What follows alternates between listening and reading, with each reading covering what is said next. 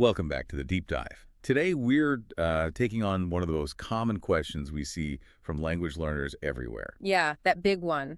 How can I speak English better Hmm. and faster? Exactly, it's that classic roadblock. It really is. You've spent, I don't know, months, maybe years studying all the grammar rules, making those vocabulary lists. You know a lot of English on paper. Totally. But then, when it's time to actually use it in a real conversation, your mind just, it goes blank.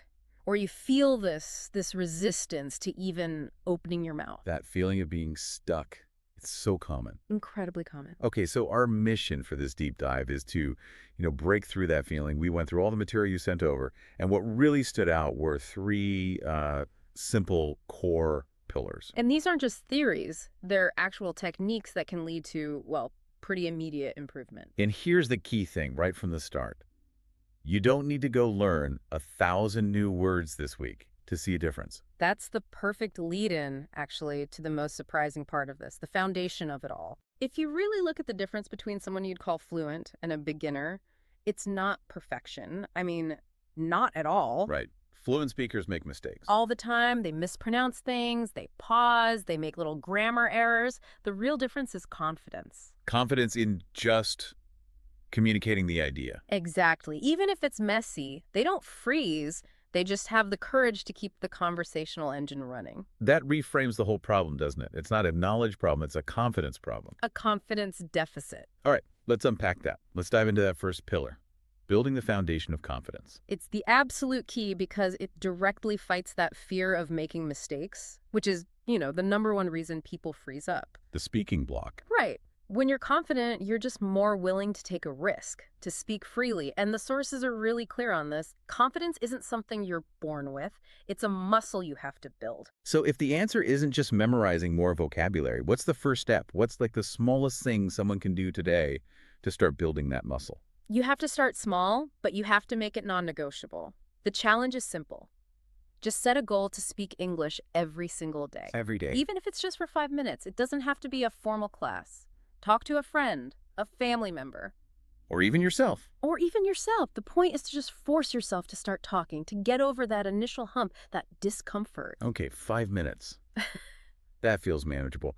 But what about in the middle of a conversation? You know that moment where the perfect word just disappears? That's where I think most people shut down. And you have to fight that urge to stop. That's the whole game. It's about persistence. Don't worry about the perfect word. Just focus on the message. So describe it instead. Describe it. Use simpler words. Just stay in the game. That courage to continue is what builds fluency. It reminds me of that Churchill quote, success is not final, failure is not fatal.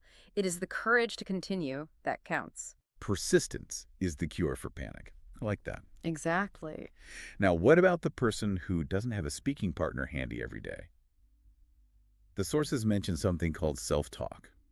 Self-talk it's probably the most underrated tool out there. You just talk to yourself out loud in English. While you're doing other things. While you're cooking, walking the dog, whatever. You describe what you're doing, you ask yourself questions, and then you answer them out loud. What do I need for this recipe? Okay, I need some onions. Right. And you say it out loud. It breaks that mental block that English is only for, a classroom. I have to ask, though, if I'm just talking to myself, aren't I just practicing my own mistakes?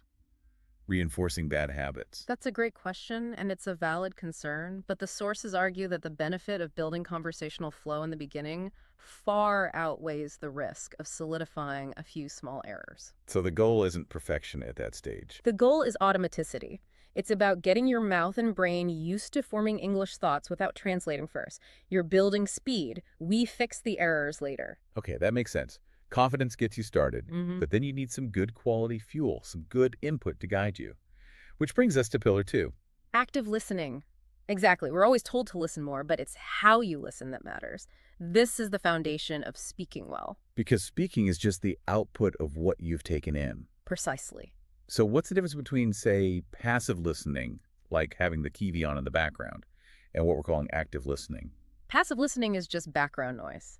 Active listening is. It's like being a detective. You're tuning in to the details. What kind of details? You're listening for how native speakers link sounds together, so an apple becomes an apple. Or how going to turns into gonna. Right, those reduced forms. And most importantly, the rhythm, the stress, the music of the language. That's called prosody. And that's why you can know a word perfectly, but not recognize it when a native speaker says it fast. That's exactly why. And this is where we introduce the secret weapon for turning that listening into speaking. Shadowing. Shadowing. It sounds a bit intense, but it's an incredible shortcut. Okay, so define it for us. What is it exactly? You're basically a parrot, a really smart parrot. You listen to a speaker and you repeat what they say almost immediately, just a second or two behind them.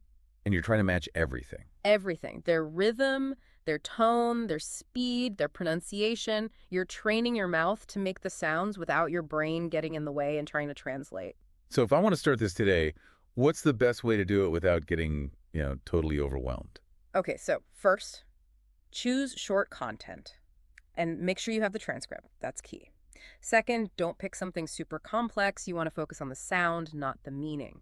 Then, just listen to a short phrase, 5 or 6 words. Hear the music of it. Then play it again and start repeating right after them.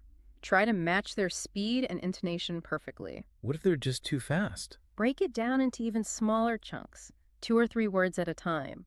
The goal is to build that muscle memory for speed, so you stop that internal translation process. So you're building fluency by copying flow, not by trying to build a perfect sentence from scratch in your head. Yes. We saw that example of Sarah in the notes. She was great at reading and writing, but terrified to speak. Classic case. Then she started shadowing with simple news clips. The improvement in her flow and rhythm was almost immediate.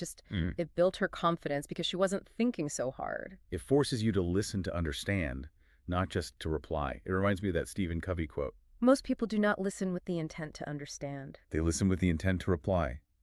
Shadowing forces that deep understanding. It really does. It gives you the mental blueprint for speaking, so now you have the confidence to start and you have the listening skills. We just need a way to make it fast. Quick recall. Which brings us to pillar 3, repetition. Right. Training the brain for speed. Because it's not enough to just know a word. You have to be able to pull it out of your brain instantly. Exactly. Fluency is about recall speed, what linguists call automaticity. Like driving a car. You don't think about it, you just do it. That's the perfect analogy, and repetition is how you get there. You're building that muscle memory. Tell us about Paul from the source notes. The one who knew tons of words but always had that painful pause before speaking. Paul was a classic example. High vocabulary, low fluency. So he started a simple repetition exercise. He picked 5 common phrases. Like, how are you doing? Or I'm looking forward to it, things you say all the time. Yeah. And he repeated each one out loud 5 times a day. Sounds a bit boring, but...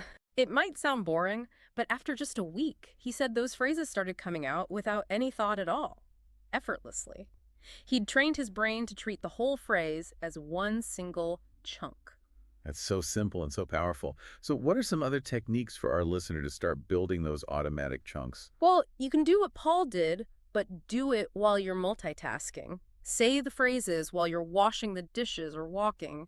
It simulates that real-world pressure. I really like the mirror technique from the notes. That seems to hit confidence and fluency at the same time. It's so effective. You stand in front of a mirror and say your target sentence 5 times. You watch your own mouth move. You focus on the pronunciation. And you get used to seeing yourself speak English. Yes.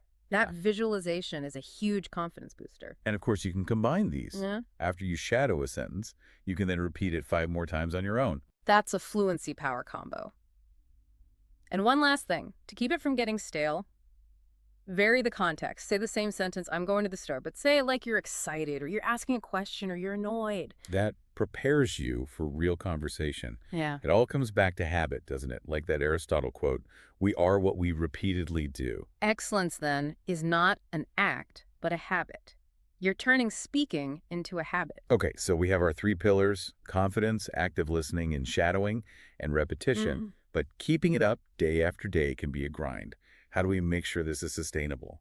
And even, fun. That's the final piece of the puzzle, isn't it? The motivation hack. If it feels like a chore, you'll stop. If it feels like fun, you'll do it more and you'll improve faster. The most fun suggestion had to be role-playing. It's a great low-pressure way to practice. Grab a friend, or even do it yourself and act out ordering a coffee or being in a job interview. You're using the language in a real context, but without the real stakes. Exactly. And another big one, talk about what you love, your passions. Because the words just come more easily. So much more easily. If you love movies, describe your favorite movie. If you love to cook, narrate a recipe, when you're engaged, you forget you're practicing. It's like that Einstein quote, creativity is intelligence having fun. And a simple one. Just change your environment. Don't always practice at your desk. Get outside, go for a walk, and describe what you see. Practice in a park. It keeps it fresh and connects your English practice to the real world. The message here really seems to be that consistency beats intensity every time. Those small daily practices are what add up. And you have to celebrate the small wins. Don't wait until you're perfect. Be proud that you had a 5-minute conversation or that you described a word you forgot. Okay, we've covered a ton of ground here. Let's bring it all together. What's the final recap for our listener? Those 3 pillars. One last time. Right. Think of it as a cycle. First, you build your confidence. You do that by speaking every day and learning not to fear mistakes. Get the engine started. Then, you improve your quality and flow with active listening and shadowing. You're absorbing the music of the language. Tuning the engine. And finally, you train for speed with repetition. You use things like the mirror technique to make your recall instant. That's putting your foot on the gas. So the whole journey is about starting, not worrying about stopping. And that really is the ultimate takeaway. I think we should leave our listener with that thought from Walt Disney. He said, the difference between winning and losing is most often not quitting. Just keep going. Just keep applying these techniques even when it feels hard. Persistence is the final key that will unlock your fluency. A perfect thought to end on. Thank you for walking us through all of that. And for you, if you're walking or cooking right now, maybe use these next 5 minutes for a little self-talk. We'll see you next time on The Deep Dive.